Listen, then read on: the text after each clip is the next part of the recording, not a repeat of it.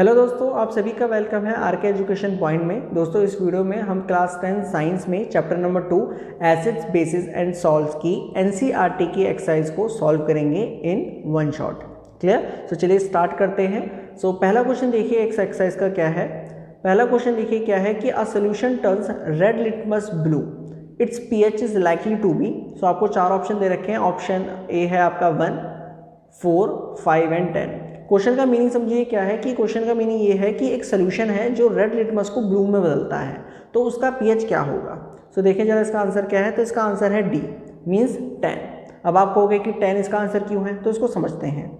जो आपके बेस हैं वो क्या काम करते हैं, रेड लिटमस को ब्लू में बदलते हैं, लेकिन जो आपके एसिड होते हैं वो ब्लू लिटमस को रेड में बदलते हैं। अब बेसिक सोल्यूशन की एक खासियत की बात यहाँ पर क्या है कि जो बेसिक सोल्यूशन है उनका पीएच 7 से ज़्यादा होता है। देखिए यहाँ पर लिखा भी है मैंने, basic solution has a pH value more than 7 since the solution turns red litmus blue. Question में दिया गया है कि जो आपका सोल्यूशन है वो रेड लिटमस को ब्लू में बदल रहा है, इसका मतलब उसका जो पीएच होगा वो 7 से ज़्यादा होगा। और चार ऑप्शन में 7 से ज़्यादा वैल्यू आपकी कौन सी आ रही है, option D means 10। Clear? 10 option सही है। क्लियर है ये वाला क्वेश्चन। नेक्स्ट क्वेश्चन देखें भाई, क्वेश्चन नंबर 2। क्वेश्चन नंबर 2 देखिए क्या है कि a solution react with crushed eggshells to give a gas that turns lime water milky. The solution contains option A NaCl, HCl, LiCl और KCl। तो question का meaning देखिए क्या है कि एक सोल्यूशन है जो रिएक्ट करता है क्रश्ड एगशेल से और एक गैस रिलीज करता है जो लाइम वाटर को मिल्की बनाती है, तो वो सोल्यूशन क्या होगा। इसका आंसर है आपका ऑप्शन बी, HCl, मतलब कि aqua solution of HCl react करता है क्रश्ड एगशेल से और एक गैस रिलीज करता है। वो गैस कौन सी होती है, कार्बन डाइऑक्साइड गैस। कौन सी गैस होती है आपकी, कार्बन डाइऑक्साइड गैस। अब ये क्या काम करती है, ये जो गैस होती है आपकी CO2, ये क्या काम करती है, आपकी जो लाइम वाटर है, लाइम वाटर क्या होता है, CaO, लाइम वाटर को क्या काम करती है, मिल्की बनाती है। अब मिल्की क्यों बनाती है, क्योंकि ये कैल्शियम कार्बोनेट बनाती है, मतलब कि CaO प्लस CO2 क्या बनाते हैं आपको बनाते हैं CaCO3। ये क्या है आपका, ये आपका है कैल्शियम कार्बोनेट जो वाइट कलर का होता है, मतलब मिल्की कलर का होता है, जिसकी वजह से आपका लाइम वाटर मिल्की बन जाता है। क्लियर है यहाँ तक कोई डाउट? चलिए नेक्स्ट क्वेश्चन की तरफ बढ़ते हैं। नेक्स्ट क्वेश्चन देखिए क्या है, एक सेकेंड। हाँ, नेक्स्ट क्वेश्चन देखिए क्या है, क्वेश्चन नंबर आपका 3। क्वेश्चन नंबर 3 देखिए क्या है कि 10 ml of a solution of NaOH is found to be completely neutralised by 8 ml of a given solution of HCl। क्या क्वेश्चन है कि 10 ml NaOH का सोल्यूशन कंप्लीटली न्यूट्रलाइज करता है 8 ml के HCl सोल्यूशन को। If we take 20 ml of the same solution of NaOH, अगर हम 20 ml का NaOH सोल्यूशन लेते हैं तो कितना HCl सोल्यूशन, मतलब अमाउंट ऑफ HCl हमें रिक्वायर्ड है, चाहिए उस 20 ml NaOH सोल्यूशन को न्यूट्रलाइज करने के लिए। यहाँ पर भी आपके पास चार ऑप्शन है, 4 ml, 8 ml, 12 ml, 16 ml। तो इसका आंसर अगर आप ध्यान से देखें तो इसका आंसर आ गया आपका 16 ml of HCl solution will be required. अब आप कहोगे ऐसे कैसे, 16 कैसा है, तो इसको देखो यहाँ पर एक समझते हैं। देखिए क्वेश्चन में क्या कहा गया है कि 10 ml NaOH जो है वो न्यूट्रलाइज करता है किसको, 8 ml HCl को। तो इसका मतलब ये हुआ कि 1 ml NaOH कितने HCl से न्यूट्रलाइज होगा, 8/10। भाई यूनिटरी मेथड से 8/10 हो गया। उसके बाद 20 ml NaOH सोल्यूशन कितने HCl से न्यूट्रलाइज होगा, तो यहाँ पर मैंने क्या काम करा है, 8/10 इंटू 20 कर दिया, तो 0 से 0 कैंसिल हुआ है और उसके बाद 8 2 16 ml ऑफ HCl आपको आंसर मिल गया। Option D is correct. Question number 3 clear है। नेक्स्ट क्वेश्चन नंबर 4 की तरफ बढ़ते हैं। क्वेश्चन नंबर 4 देखिए ये रहा कि which one of the following types of medicine is used for treating indigestion. Indigestion को ट्रीट करने के लिए इनमें से कौन सी दवाइयों का, मेडिसिन का यूज़ करा जाता है। ऑप्शन ए एंटीबायोटिक्स का यूज़ करा जाता है, ऑप्शन बी एनाग्लास्टिक का यूज़ करा जाता है, ऑप्शन सी एंटा एसिड का यूज़ करा जाता है और ऑप्शन डी एंटीसेप्टिक का यूज़ करा जाता है। क्लियर? इसका आंसर देखें भाई, इसका आंसर है antacid is use for treating indigestion. Indigestion क्या होता है कि आसान भाषा में जब हम ज़्यादा खाना खाते हैं तो हमारे पेट के अंदर हाइड्रोक्लोरिक एसिड बनता है। Hydrochloric acid mean HCl। तो हमारे स्टमक के अंदर एक्सेस फैट होने की वजह से हमें जलन होना, हमें दिक्कतें होना शुरू होती हैं। तो उस प्रॉब्लम को सोल्यूशन करने के लिए हम क्या काम करते हैं, हम एंटासिड्स लेते हैं। अब एंटासिड्स क्या होते हैं, बेस होते हैं जो हमारे शरीर के अंदर जाते हैं, हमारे स्टमक के अंदर जाते हैं और हमारे एक्सेस एसिड को न्यूट्रलाइज करते हैं, ठीक है, जो हमें एक रिलीफ देता है। क्लियर हुआ फोर्थ क्वेश्चन। चलिए भाई नेक्स्ट क्वेश्चन की तरफ बढ़ते हैं, question number 5। So question number 5 देखिए क्या है कि write word equations and then balanced equations for the reaction taking place when. तो ये 4 पार्ट आपको दे रखे हैं और इनके आपको क्या निकालनी है, आपको बैलेंस केमिकल इक्वेशन और वर्ड इक्वेशन लिखनी है। तो चलो देखें यहाँ पर। तो देखिए पहला है dilute sulphuric acid react with zinc granules. तो देखिए यहाँ पर मैंने लिखा है कि sulphuric acid plus zinc gives zinc sulphate plus hydrogen. Clear, sulphuric acid plus zinc gives zinc sulphate plus hydrogen, मतलब कि H2SO4 आपका सल्फ्यूरिक एसिड हो गया, H2SO4 आपका सल्फ्यूरिक एसिड हो गया, जिंक Zn, उसके बाद ZnSO4 प्लस H2। उसी तरीके से सेकंड पार्ट देखिए क्या है कि dilute hydrochloric acid react with magnesium ribbon. So hydrochloric acid plus magnesium, hydrochloric acid plus magnesium gives magnesium chloride plus hydrogen. So hydrochloric acid के लिए ले लिया मैंने HCl, क्लियर, मैग्नीशियम के लिए लिया Mg, magnesium chloride means MgCl2, ये, और उसके बाद हाइड्रोजन के लिए H2।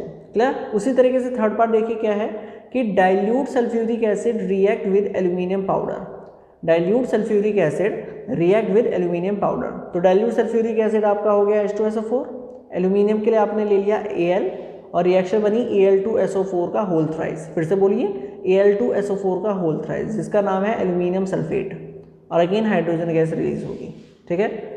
उसके बाद नेक्स्ट आपका फोर्थ पार्ट देखें क्या है, dilute hydrochloric acid react with iron filling. Dilute hydrochloric acid means HCl, iron filling means सिर्फ और सिर्फ आयरन Fe। रिएक्शन होकर क्या बनेगी FeCl3, जिसको कहते हैं फेरिक क्लोराइड, FeCl3, फिर से बोलिए FeCl3, जिसको कहते हैं ferric chloride plus hydrogen, clear है ये वाला क्वेश्चन, फिफ्थ क्वेश्चन।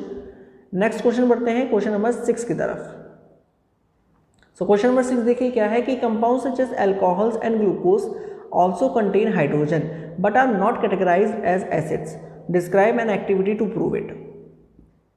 जो आपके अल्कोहल हैं, ग्लूकोज हैं, उनके अंदर भी हाइड्रोजन होता है, लेकिन उनको एसिड्स के अंदर नहीं डाला गया। क्यों नहीं डाला गया, तो इसको एक एक्टिविटी से प्रूफ करके दिखाओ। तो देखें जरा एक्टिविटी हम क्या करने वाले हैं। यहाँ पर हम क्या काम करने वाले हैं, 2 नेल्स लेने वाले हैं और उनको हम फिट करेंगे on a cork and are kept it in 100 ml beaker. तो एक 100 ml का हमने एक बीकर लिया है, अभी मैं आपको फिगर भी दिखा दूंगा। उसके अंदर हमने क्या काम करा है, 2 नेल ली हैं, मतलब आयरन की नेल ली हैं और एक कॉर्क लिया है। अब जो नेल्स हैं उनको कनेक्ट कर दिया गया है 2 terminals of the 6 volt battery through a bulb and a switch, some dilute HCl is poured in the beaker and the current is switched on. The same experiment is then performed with glucose solution and alcohol solution. तो देखिए जरा यहाँ पर हमने figure आपको दिखाई जाती है। तो देखिए ये एक फिगर है, यहाँ पर हमने क्या काम करा है, इस वाले बीकर में हमने क्या लिया है, डाइल्यूट HCl लिया है, मतलब HCl और पानी मिलाया है। ये आपकी रबर कॉर्क हो गई और ये आपकी 2 नेल हो गई। और यहाँ से हमने क्या काम करा है, इलेक्ट्रिक बल्ब और यहाँ पर बैटरी पास करी है। तो वहीं अगर हम ध्यान से देखें तो same electric bulb, same battery हमने यहाँ पर लगाई है और ये आपकी सेम नेल्स हैं, मतलब कि कीले हैं, और ये आपका बीकर भी सबको सेम है, वायर सबको सेम है। बस फ़र्क क्या है, फ़र्क ये है कि यहाँ पर हमने डाइल्यूट HCl डाला था और यहाँ पर हमने ग्लूकोज का सोल्यूशन डाला है, मतलब कि ग्लूकोज का सोल्यूशन डाला है, HCl नहीं डाला। तो ऑब्जर्वेशन देखो हमें क्या मिलती है कि इट विल ऑब्जर्व। तो ये देखा जाता है कि जो bulb glows in the HCl solution, मतलब जो यहाँ का बल्ब है जिसके अंदर हमने HCl डाला है वो ग्लो हो जाता है, लेकिन जिसमें हमने ग्लूकोज डाला है वो ग्लो नहीं होता। तो ऐसा क्यों नहीं होता, तो ये ऑब्जर्वेशन है या ऑब्जर्व करा गया है प्रैक्टिकली। अब आप कहोगे कि ऐसा क्यों हुआ भाई, तो इसको देखिए आगे समझते हैं। ऐसा इसलिए होता है, रिजल्ट देखें कि HCl जो है वो डिसोसिएट होता है H पॉजिटिव और Cl नेगेटिव आयंस पे। अब ये जो आयन है ये बेसिकली रिस्पॉन्सिबल होते हैं for conduction of electricity in the solution resulting in the growing of bulb. मतलब बल्ब में जो करंट पैदा हो रही है वो इन आयंस की वजह से हो रही है। किन आयंस की वजह से हो रही है, H पॉजिटिव और Cl नेगेटिव आयंस की वजह से, जो बेसिकली क्या बना रहे हैं, इलेक्ट्रिसिटी बना रहे हैं, इलेक्ट्रिक करंट बना रहे हैं। ऑन द अदर हैंड अगर आप दूसरी तरफ देखें, जो ग्लूकोज सोल्यूशन है उसके पास कोई आयंस नहीं होते। जब उसे आप पानी के अंदर डालते हो तो वो किसी भी आयंस में नहीं डिसोसिएट होता, जिसकी वजह से वो इलेक्ट्रिसिटी कंडक्ट नहीं कर पाता। ये इसका रिजल्ट है। तो यहाँ पर कंक्लूजन भी मैंने लिखा है कि फ्रॉम दिस एक्टिविटी, इस एक्टिविटी से हम एक चीज़ समझ में आती है हमको कि it can be concluded that all acids contain hydrogen. जितने भी एसिड्स हैं वो हाइड्रोजन कंटेन करते हैं, लेकिन not all compounds containing hydrogen are acids. That is why through alcohols and glucose contain hydrogen, they are not categorised as acid. Clear हो गया? ये बहुत इंपॉर्टेंट है भाई, इसको ध्यान से समझिएगा। क्लियर? जितने भी एसिड्स हैं वो सब और सब आपके हाइड्रोजन कंटेन करते हैं, लेकिन सारे हाइड्रोजन कंटेनिंग कंपाउंड्स एसिड्स नहीं होते। क्यों? क्योंकि वो उनका एक्वस सोल्यूशन, जब आप उन्हें पानी में मिलाते हो तो वो हाइड्रोजन H पॉजिटिव आयन में डिसोसिएट नहीं होते। क्लियर है? ये वाला क्वेश्चन समझ में आ गया। इंपॉर्टेंट क्वेश्चन है और आसान भी है। चलिए आगे बढ़ते हैं। सो नेक्स्ट क्वेश्चन है आपका क्वेश्चन नंबर 7। क्या है देखें जरा कि why does distilled water not conduct electricity whereas rain water does. तो आपको जो डिस्टिल्ड वाटर है वो इलेक्ट्रिसिटी कंडक्ट नहीं करता, लेकिन जो आपका बारिश का पानी होता है, रेन वाटर होता है, वो भैया आपका इलेक्ट्रिसिटी कंडक्ट कर जाता है। ऐसा क्यों? तो इसको भी समझते हैं। Distilled water is a pure form of water and is devoid of any ionic species. Ionic species का देखिए यहाँ पर मतलब क्या कहा गया है। आयोनिक स्पीसीज का मतलब ये है कि डिस्टिल्ड वाटर के अंदर कोई भी चार्ज नहीं होते, उस पर कोई भी आयन नहीं होते, ना ही पॉजिटिव ना ही नेगेटिव, जिसकी वजह से क्या होता है कि it does not conduct electricity, वो इलेक्ट्रिसिटी कंडक्ट नहीं कर पाता। लेकिन वहीं अगर हम बात करें रेन वाटर की, being an impure form of water contains many ionic species, many ionic species जैसे कि एसिड्स। ठीक है, जो आपका रेन वाटर है ना, जो आपका रेन वाटर है वो एसिड कंटेन करता है और एसिड बेसिकली आयंस में डिसोसिएट होता है।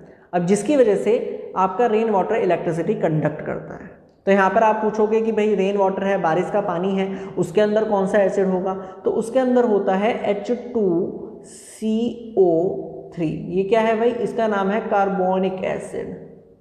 Carbonic acid, clear? ये आपका कार्बोनिक एसिड है जो बेसिकली रेन वाटर के अंदर पाया जाता है, जिससे एसिड रेन की भी समस्याएं भी होती हैं। क्लियर है? ये वाला क्वेश्चन क्लियर हुआ? चलिए आगे बढ़ते हैं क्वेश्चन नंबर 8 की तरफ। सो क्वेश्चन नंबर 8 देखिए क्या है कि why do acids not show acidic behaviour in the absence of water.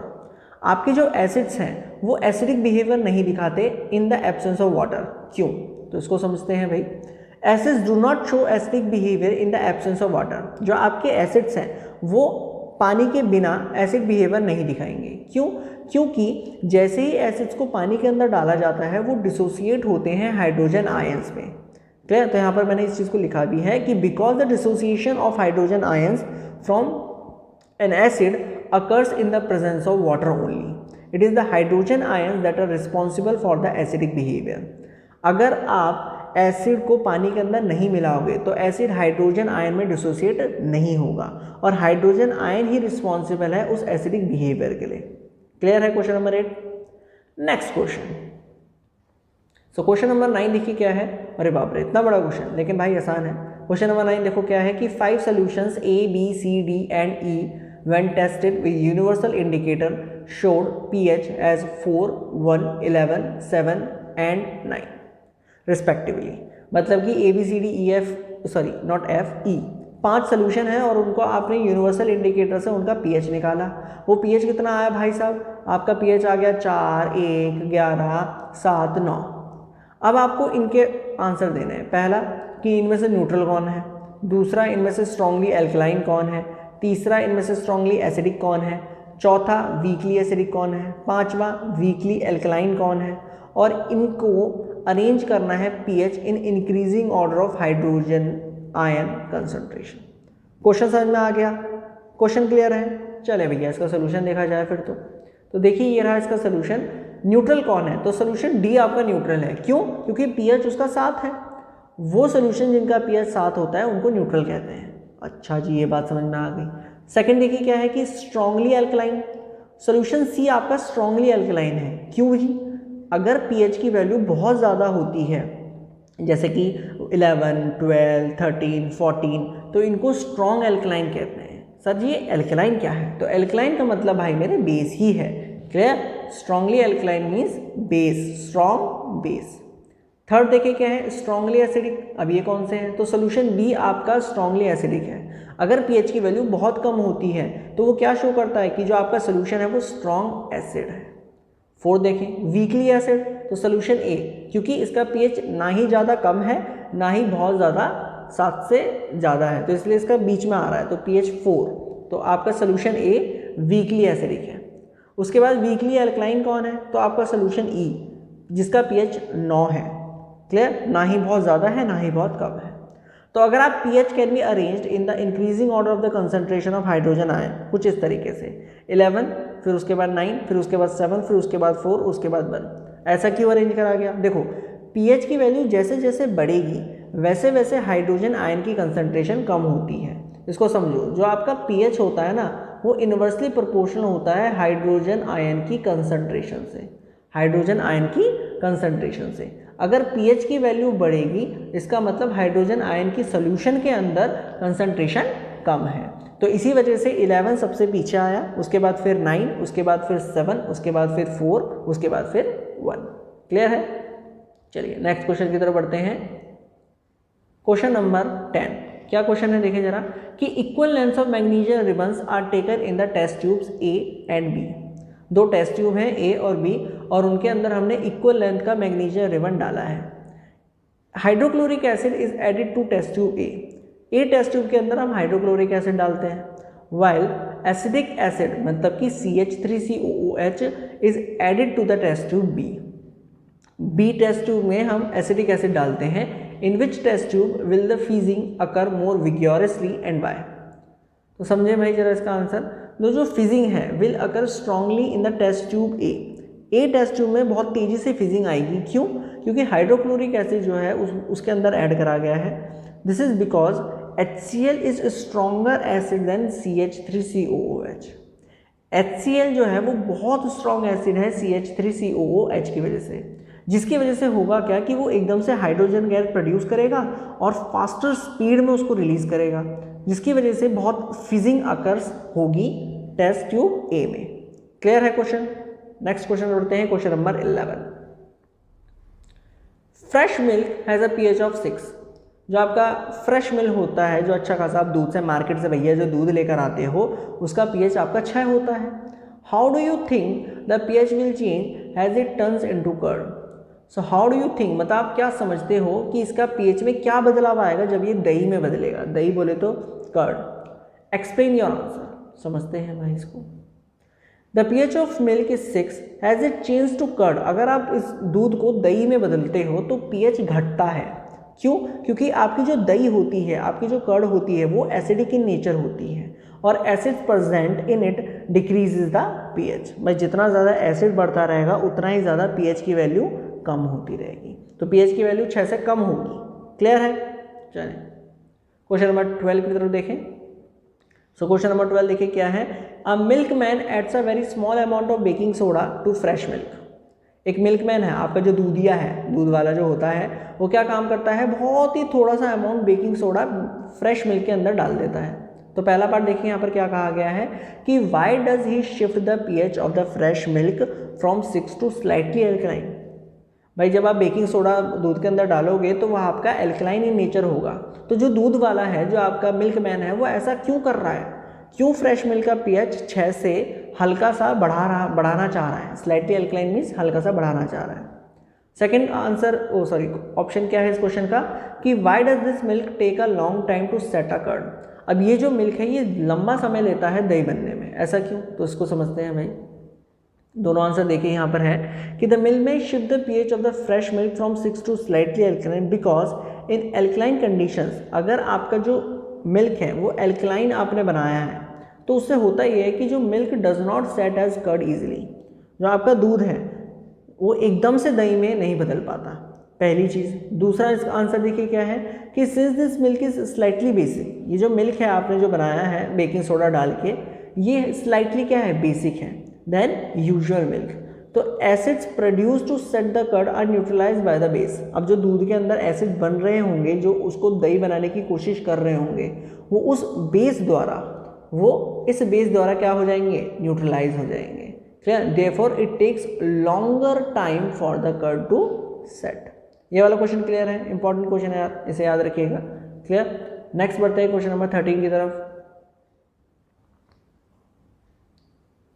So question number 13 देखिए क्या है, plaster of Paris should be stored in a moisture proof container, explain why.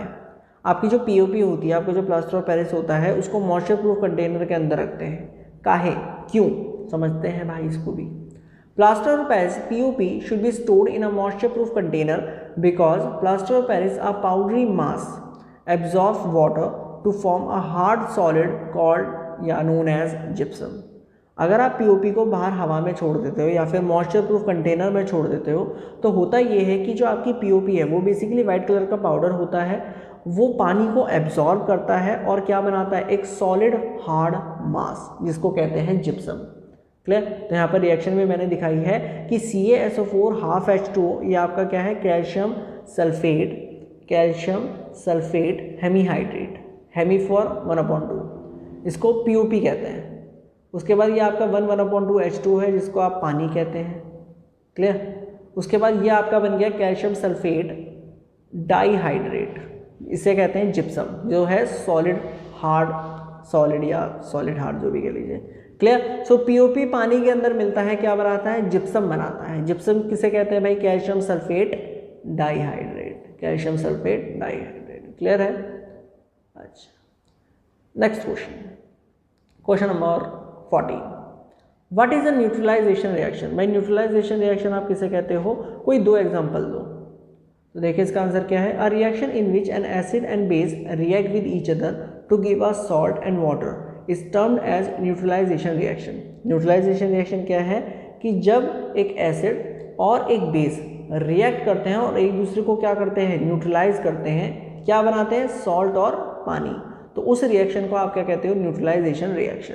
Clear, मतलब कि हमेशा आपको एक एसिड प्लस बेस जब भी आप उनको ऐड करोगे तो आपको क्या मिलने वाला है, आपको मिलेगा एक सॉल्ट और अपना पानी। ठीक है, तो ये एक न्यूट्रलाइजेशन रिएक्शन है। जब भी आप एसिड को और बेस को मिलाते हो तो आपको सॉल्ट और पानी मिलता है। क्लियर, अब इसका एग्जांपल देखते हैं। तो इसका एग्जांपल आपको दिखाते हैं, जैसे कि ये एक एग्जांपल है NaOH प्लस HCl। NaOH आपका क्या है, बेस है, HCl आपका क्या है, एसिड है। दोनों रिएक्ट करते हैं, क्या बनाते हैं, NaCl बनाते हैं, जो है आपका नमक है, खाने वाला नमक। क्लियर, स्वाद कहाँ है, टेस्ट कहाँ है, टेस्ट यहाँ है, प्लस H2 वाटर। क्लियर, तो ये एक एग्जांपल हो गया। और एक और एग्जांपल देखो, एक और एग्जांपल है during indigestion cause due to the production of excess of hydrochloric acid in the stomach. मतलब कि जब हम ज़्यादा खाना खा लेते हैं हमारे स्टमक में, अभी मैंने आपको बताया कि हमारे स्टमक में एक्सेस एसिड बनता है जिसकी वजह से हमें प्रॉब्लम होती है। तो इंडाइजेशन की वजह से होता क्या है कि वी एडमिनिस्टर एन एंटासिड। आप एंटासिड खाते हो जो बेसिकली मिल्क ऑफ मैग्नीशिया होता है। क्या होता है, मिल्क ऑफ मैग्नीशिया, जिसका pH 10 से ऊपर होता है, which is 10.5, which is basic in nature. ये बेसिक इन नेचर है। जो एंटा एसिड है वो न्यूट्रलाइज करता है एक्सेस एसिड्स को to give relief from indigestion. अब इसकी रिएक्शन देखो क्या है, तो ये रही रिएक्शन MgOH का होल ट्वाइस, MgOH का होल ट्वाइस, जो आपका क्या है, basically milk of magnesia, milk of magnesia. ये आपका क्या है, HCl जो आपका एसिड है। तो ये बेस हो गया, ये एसिड हो गया, रिएक्शन क्या बनी, एक सॉल्ट बना और पानी रिलीज हुआ। ठीक, चलिए तो नेक्स्ट क्वेश्चन बढ़ते हैं, question number 15, give two important uses of washing soda and baking soda. कोई दो इंपॉर्टेंट यूजेस दो वॉशिंग सोडा के और बेकिंग सोडा के। तो देखिए क्या है, two important use for washing soda and baking soda are as follow. Washing soda के दो यूज देखिए क्या है कि पहला यूज है कि it is used in glass, soaps and paper industry. इसको ग्लास, सोप, अपना पेपर इंडस्ट्री में यूज़ करा जाता है। दूसरा इसका यूज़ देखिए क्या है, it is use to remove permanent hardness of water. जो पानी की हार्डनेस को रिमूव करने के लिए इसको यूज़ करते हैं। वहीं अगर हम बात करें बेकिंग सोडा के दो यूज़ क्या हैं कि पहला है it is used as baking powder. उसको बेकिंग पाउडर की तरह आप यूज़ कर सकते हो। बेकिंग पाउडर बेसिकली मिक्सचर होता है बेकिंग सोडा और माइल्ड एसिड का, जैसे टार्ट्रिक एसिड हो गया। When it is heated or mixed in water, it releases CO2 that makes bread और केक fluffy। ठीक, तो ये पहला सबसे इम्पॉर्टेंट यूज़ हो गया बेकिंग सोडा का। दूसरा इंपॉर्टेंट यूज़ क्या है बेकिंग सोडा का, it is used in soda acid fire extinguishing. Fire extinguisher वो जो आग बुझाने वाले नहीं होते, तो उनको बनाने के लिए इस बेकिंग सोडा का यूज़ करते हैं। क्लियर हो गया, समझ में आ गया। सो आई होप आपको ये वीडियो पसंद आई हो, आपको सारे क्वेश्चंस के आंसर समझ में आ गए हो अच्छी तरीके से। अगर दोस्तों आपको ये वीडियो पसंद आती है तो प्लीज़ इस वीडियो को लाइक कीजिएगा, शेयर कीजिएगा, कमेंट करिएगा और सब्सक्राइब करना ना भूलिएगा आरके एजुकेशन पॉइंट को। फिर मिलेंगे ऐसी ही एक और वीडियो के साथ, जब तक के लिए गुड बाय।